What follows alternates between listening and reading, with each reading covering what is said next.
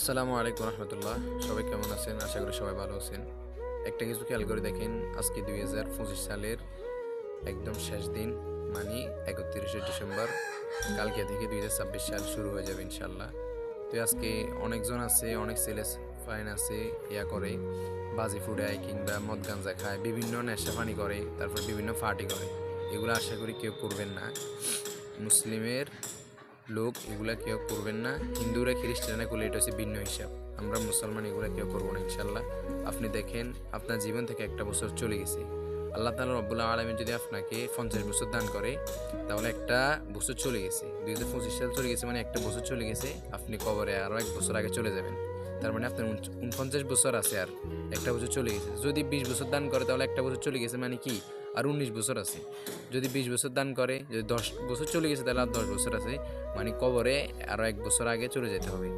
এটা নিয়ে ভাবেন, আমি যে কবর এক বছর আগে চলে যাবো, এক বছরের জন্য আমি কি কি করছি কবরের মধ্যে, কতটুকু পর্যন্ত আমল করছি, কতটুকু পর্যন্ত ভালো করছি, এগুলা নিয়ে ভাবেন। দেখবেন আপনার মস্তিষ্কের মধ্যে সব কিছু ঢুকে যাবে ইনশাল্লাহ।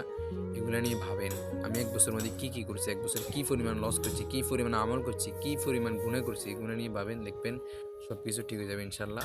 আল্লাহর বাস্তে কেউ বাজি পুরানি কিংবা নেশা জাতীয় এরকম কিছু করবেন না। এটা নিয়ে ভাবেন, দেখবেন আল্লাহ তাআলা আপনাকে হেদায়েত দান করবেন। আর আল্লাহ তাআলা সবাইকে বুঝার এবং কি মানার তৌফিক দান করুক। আমিন।